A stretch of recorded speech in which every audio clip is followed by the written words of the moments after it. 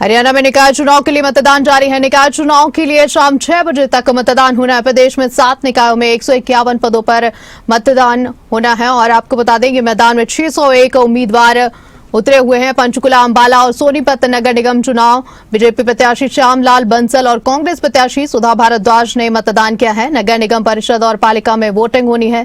सांपला, धारूहेड़ा और उकलाना नगर पालिका में वोटिंग होनी है। 8 लाख से ज्यादा मतदाता यहां पर वोट दे रहे हैं और 144 वार्डों में वोट निकाय चुनाव में 8,70,925 वोटर। वहीं इसके ऊपर ज्यादा जानकारी के साथ हमारे साथ जुड़े हुए हैं स्टेट हेड जितेंद्र चौधरी। जितेंद्र जी, अगर बात करें कि पंचकुला में क्या माहौल है?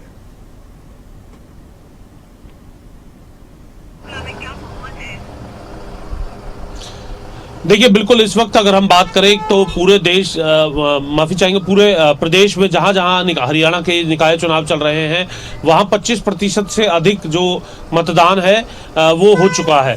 उकलाना हिसार के अंदर जो है सबसे अधिक मत प्रतिशत जो है वो अभी तक हुआ है और सबसे पीछे जो है वो सोनीपत है। जिस तरीके से अभी तक के जो आंकड़े हैं वो सामने आए हैं, हालांकि शाम तक ये देखना होगा कि फाइनल आंकड़े क्या होंगे, लेकिन ये आंकड़े बता रहे हैं कि किस प्रकार से कहाँ जो लोग है वो मतदान केंद्र तक जल्दी पहुंच रहे हैं और कहां इसमें लेट लतीफी जो है वो देखने के लिए मिल रही है। पंचकुला के अंदर ये मौजूद है, आप देख सकते हैं कि कांग्रेस और बीजेपी की तरफ से अपने अपने जो टेंट हैं वो यहां पर लगाए गए हैं।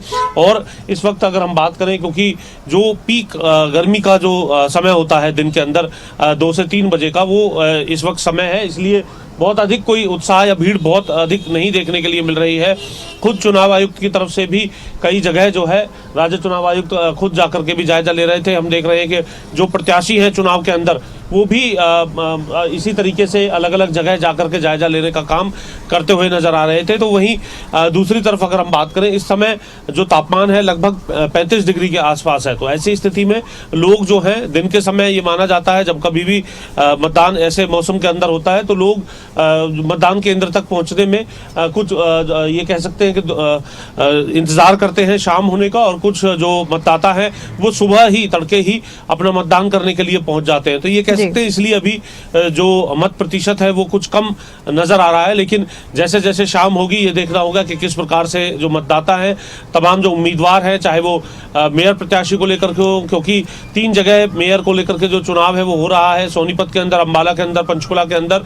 इसके अलावा अगर हम बात करें धारूहेड़ा के अंदर और दूसरी तरफ सांपला के अंदर भी इसी तरीके से जो चुनाव है वो होते हुए नजर आ रहा है। लेकिन मेयर को लेकर के 3 जगह जो चुनाव है और साथ ही साथ वार्ड पार्षदों को लेकर के भी चुनाव जो है वो देखने के लिए मिल रहा है। पंचकुला की अगर हम बात करें तो 20 जगह जो पार्षद है वो यहाँ पर खड़े हुए हैं, अलग अलग पार्टियों के माध्यम से। निर्दलीय जो पार्षद है वो भी यहाँ पर खड़े हुए हैं, उनके लिए भी वोटिंग जो है देखने के लिए मिल रही है। तो पूरे तौर पर अगर हम बात करें जो मुख्य मुकाबला है वो जिस तरीके से बीजेपी और कांग्रेस में माना जा रहा है, तो इसी प्रकार से जो मतदाताओं की सहायता के लिए जो टेंट लगाए जाते हैं पार्टी के जो कार्यकर्ता है उनकी तरफ से, जो बूथ कार्यकर्ता है जो यहाँ पर कार्य करते हैं वो यहाँ भी कांग्रेस और बीजेपी के ही इसी तरीके से टेंट नजर आ रहे हैं। हालांकि कुछ बूथों पर अन्य पार्टी, क्योंकि आम आदमी पार्टी और इंडियन नेशनल लोकदल ने भी अपने उम्मीदवार इस चुनाव के अंदर खड़े किए हैं, उनके भी टेंट जो है वो नजर आ रहे हैं। लेकिन अधिकांश जगह इसी तरीके का नजारा देखने के लिए मिल रहा है और यही